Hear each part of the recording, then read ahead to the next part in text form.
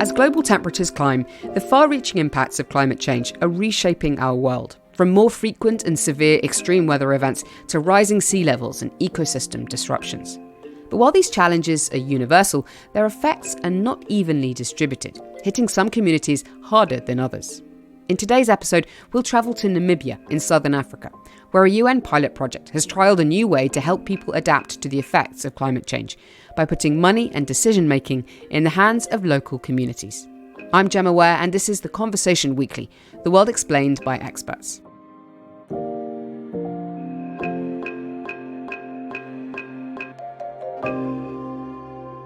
I'm joined today by Kofo Belo-Osagie, one of the commissioning editors at The Conversation in Lagos, Nigeria. Hi, Kofo. It's great to have you on The Conversation Weekly. Hi, Gemma. Thanks for having me. Kofo, I know you've been working with a number of researchers on stories about this big issue of how to adapt to our rapidly changing climate. What's drawn you to this particular element of the climate crisis? Climate change depletes resources, and these resources are necessary for survival. And when they are depleted as a result of drought, flooding, or ocean surge, it results in conflicts. I've seen many conflicts around me in Nigeria, and poverty too, as a result of climate change depleting resources. An example of communities affected by climate change is Ayetoro in southwestern Nigeria. This community used to have its homes, schools, farms, businesses, but that's no longer the case. Now, the ocean has taken over most of the community. Such a community needs support to adapt to climate change. As you say, communities like that really need support to make adaptations that will work and will be sustainable. But what are the biggest challenges they have in doing that? One of the biggest challenges is funding. That was why the UN Adaptation Fund was created. It was created to provide funds for frontline communities in developing countries in need of help to build resilience against climate change. And since 2010, it has disbursed over $720 million for climate adaptation projects. However, one challenge in administering the fund is that it may not reach the communities where it is most needed. And I know that you've been working with one researcher in particular who's been thinking a lot about that question of how to get the money to the communities who most need it, and also to give them the power to make decisions about what to do with it when it arrives. Can you tell us about her, about Katherine Browne? Yes. I was working on stories for the COP28 held in Dubai last November. When I came across her research on adaptation funds not reaching most vulnerable communities, she studied Madagascar, and it resonated with the Ayetoro situation in Nigeria. I just found it was a great fit because the conference was also going to discuss climate finance for frontline communities. So I reached out to her to collaborate on the story. Thanks so much, Kofo. When I spoke to Katherine, she started out our conversation by telling me about her own observations of a community's approach to adapting to climate change in Madagascar. I got interested in climate adaptation when I was living in Madagascar in my early 20s. And that was now, more than a decade ago. But even then, you started to see the impacts of climate change. And I was very interested in how people were trying to adjust and accommodate those impacts, especially in places where there's already a huge number of challenges. Was there anything in particular that you noticed a decade ago in Madagascar that really struck you, like some effects that were happening to the people that you met? Yeah, absolutely. I was living in a very remote area, very little connection to the broader world at that point in time. Even then, people knew that the climate was changing. They recognized that, for example, the rainfall patterns were changing. Madagascar, more than 90% of people grow rice, and it's very dependent on when the rains come and when they don't come. It's very sensitive crop, and so they were already adjusting to it. So they might be changing when they decide to plant or changing the type of rice that they decide to grow because they perceive it to be more resistant to drought or to change.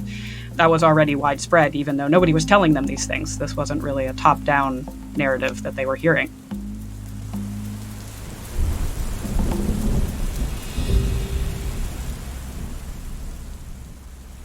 For the first time, global warming has exceeded 1.5 degrees Celsius across an entire year. Okay, let's zoom out a little bit here to get a wider picture.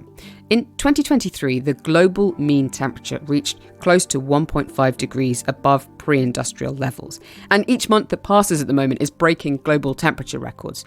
You've just talked about this need for adaptation. Tell me what the latest estimates are of how much money is needed for the world to adapt to what we're already going through, and particularly what's needed by the most vulnerable communities. Yeah, so the UN every year puts out a report called the Adaptation Gap Report, which attempts to quantify how much money we need to adapt to climate change. And at the end of last year, they estimated that we had a gap. So we were falling short of those needs somewhere between 194 and $366 billion, which obviously is quite a substantial gap. And they estimated that the need is actually 10 to 18 times higher than the amount of funding that we're providing. So I think the big thing to know, and what the UN is telling us, is that the gap is increasing every year and that we're falling far short of where we need to be. There's also a recognition that even with that gap, the money that we are providing is also not reaching the communities that need it most, what we might call like frontline communities, like the ones in Madagascar, where they're already seeing the impacts, but then they lack a lot of the technical and financial resources that they need to respond effectively. The context for this as well is in 2015 when countries pledged to spend quite a lot more on adaptation. Yes, they pledged to spend $100 billion on climate finance overall, half of which would go to adaptation.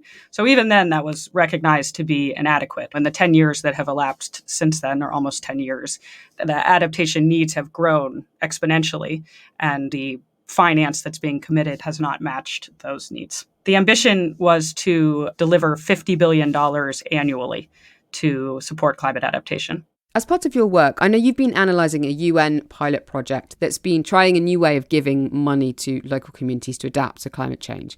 Why do we need a new approach, and how does this particular project work? Yeah, so there's this recognition that even the money that is being directed to support climate adaptation is not reaching the most vulnerable communities.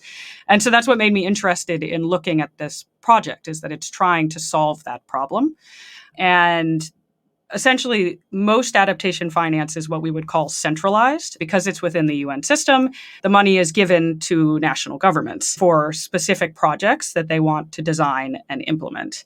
And so there's this assumption built into the way that we deliver funding that national governments are going to distribute it equitably, that they're going to give it to the most vulnerable communities. But in fact, we're beginning to see that national governments have a lot of different incentives, and they often want to keep that money or they want to distribute it for their own political gain. The UN Adaptation Gap Report also estimated that only 17% of money makes it to vulnerable communities. So that's obviously a big problem. And so this project, it's being implemented by the Green Climate Fund, which is the largest UN climate fund.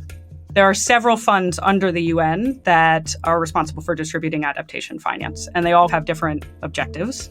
But the Green Climate Fund is the largest. And what they're doing is decentralizing the funding. They grant a block of money to a national government, but then the government is required to on-grant or pass on 80% of that funding to local organizations.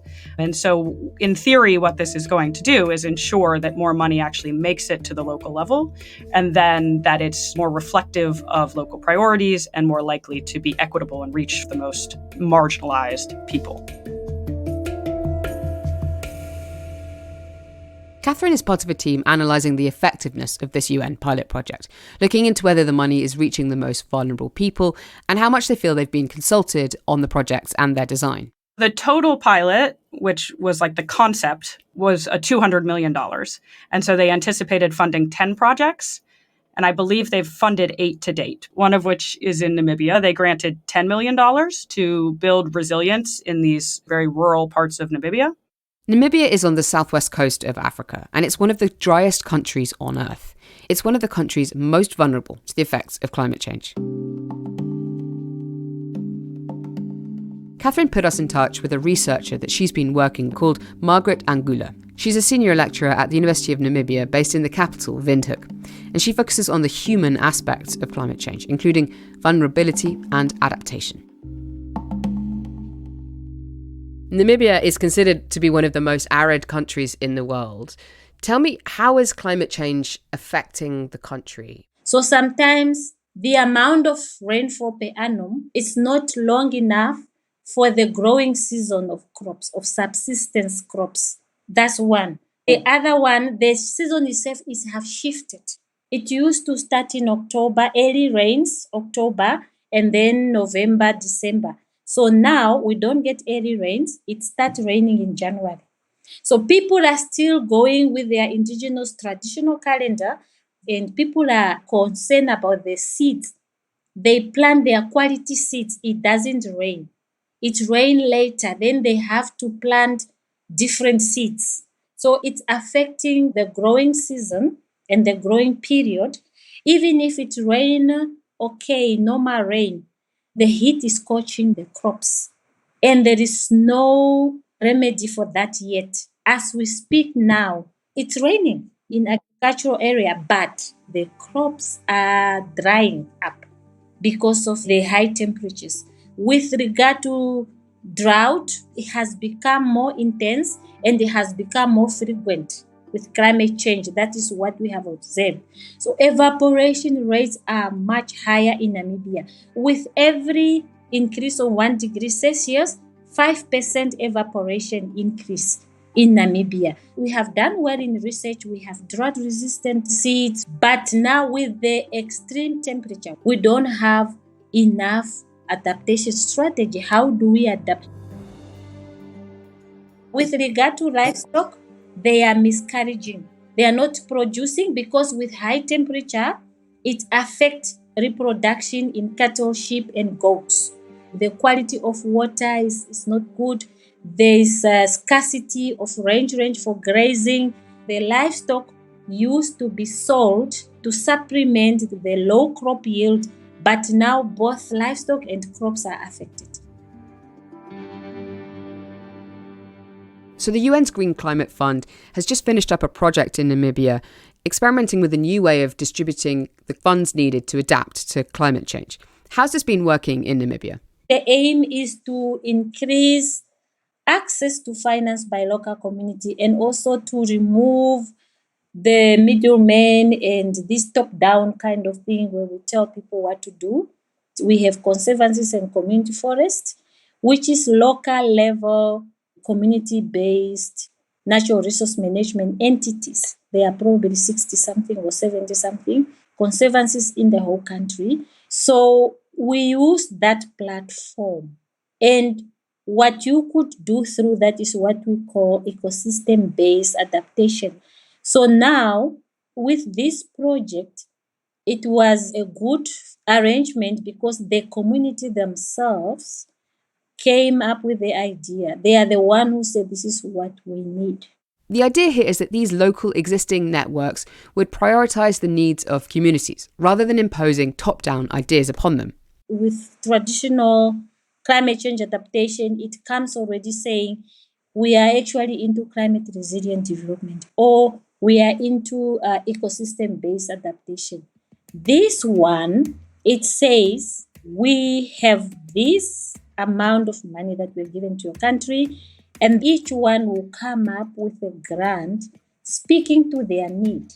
So the person in the east, their need might not be water. Maybe their need is fire management. Could you give me some examples of some of these organisations and what they were actually doing?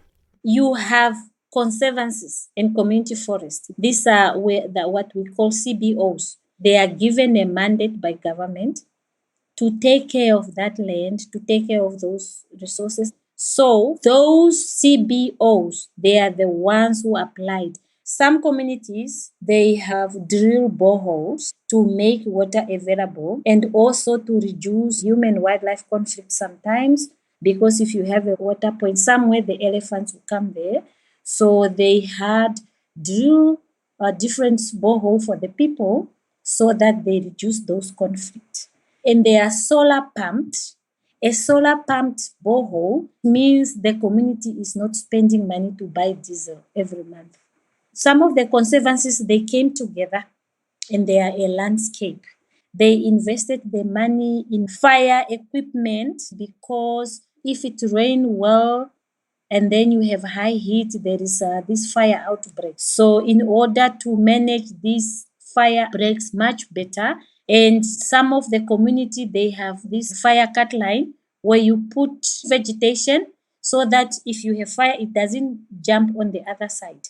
It's part of fire management. What do you think has worked well? What worked well for the community that have awareness, they knew what they were doing. It's this locally led adaptation. The community led the whole process. They came up with a project idea, how the money was spent. But I have noticed it only worked well if they were fully aware from the beginning. Where the community wasn't that aware, it ended up having some conflict between the independent consultant and the community, because the community had different understanding or lack of understanding. It's also showed a need for good planning and assessment before projects begin.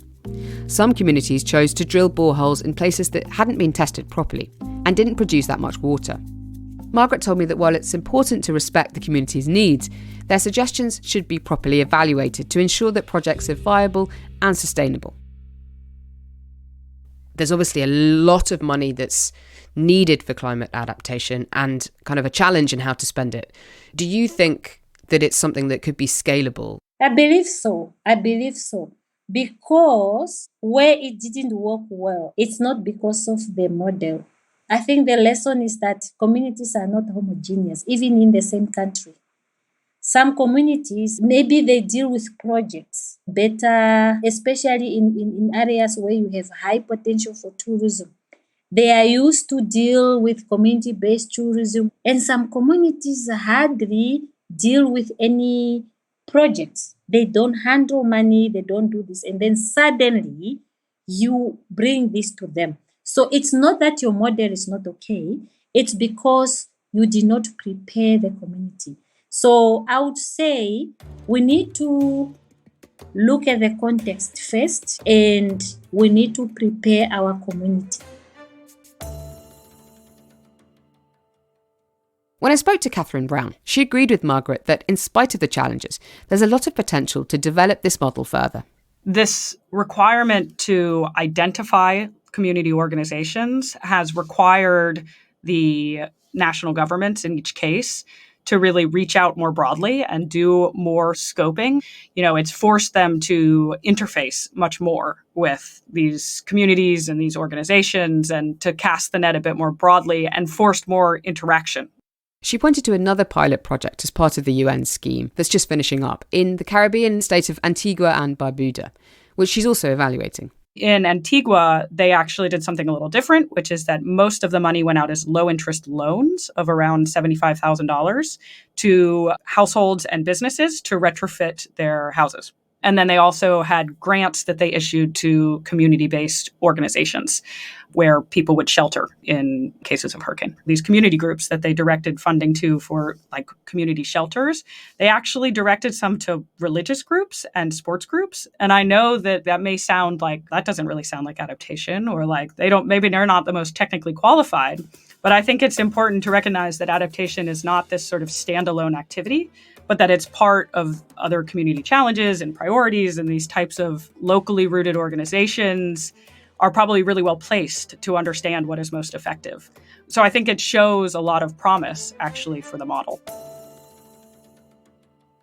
The scale of the finance gap is enormous. Katherine says the current way of distributing money clearly isn't working quickly enough. But she's under no illusions that community-based funding projects like this can do all the heavy lifting needed for climate adaptation. I also think there are limits to it. I think there are certain types of adaptation that should be organized by governments and should be at a high scale. You think about major infrastructure projects or like relocation projects, or there are things that you need high-level planning and long-scale projections and significant resources to execute. So it shouldn't be the whole approach, but I think it will grow to be a bigger part of the approach. Do you think this could really have an impact on how these billions of climate dollars that are being trying to be raised, this climate finance, which is now a really big priority? At COP28, it was really talked about. Do you think that there is a real chance that this could be transformational in the way that money's spent in the next decade? It's a good question to ask, because this $200 million, it's a literal drop in the bucket, right? If you take the $200 billion that we were saying is the adaptation gap, that's actually like 0.1% of what is the need. I've been following for the past 2 years this negotiation process under the UN to establish a new climate finance goal. So in 2015, they established the $100 billion goal. And at the end of this year, they're going to establish a new goal. And I think there's already a recognition that the number has to be bigger. I think that's a given. But there's also a recognition that we need to be willing to try new approaches. And we also need to be more accountable and be thinking more about what the money is actually doing versus just the money itself. 500 billion a year or $1 billion a year, which is what poorer countries are asking for. But I think it's going to, in some way, have to recognize that there's more to climate finance than just the number, that there's also big questions about what it does and the need to consider more innovative approaches. This $100 billion goal for climate finance that's going to be updated this year, 50% of that's meant to go towards mitigation, so actually stopping climate change from happening, and 50% towards adaptation. It's actually much less. That's the agreement in the Paris Agreement, is that it will be 50-50, but wealthy countries have much more incentive to fund mitigation because it's a collective good. We all benefit if there's lower emissions and the warming is limited, whereas adaptation is seen more as a local benefit. And I actually strongly disagree with that narrative. It's becoming increasingly clear that we're not going to be able to contain the impacts of climate change in one place. Our world is so interconnected that it's not going to be possible for a wealthy country to build a wall and pull up the barricades and ride it out. I think investment in adaptation is really going to have to be seen as a collective good in the same way that mitigation is seen as a collective good.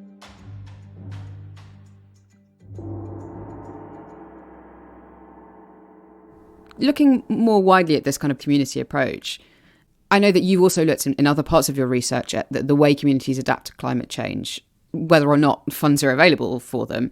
Are there any stories or notable examples that you know of that could be held up where communities have really managed to adapt successfully and protected themselves from a particular climate change impact?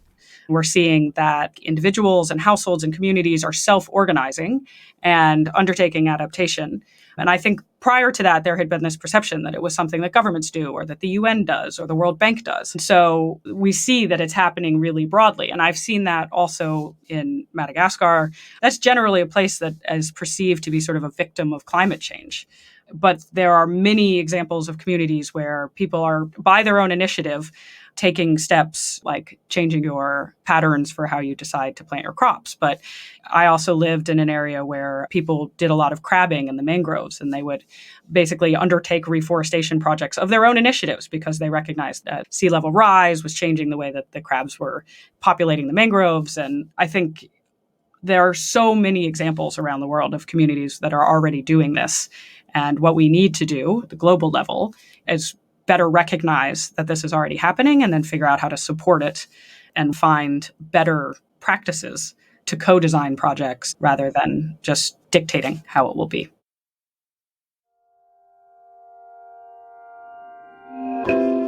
That's it for this week's episode.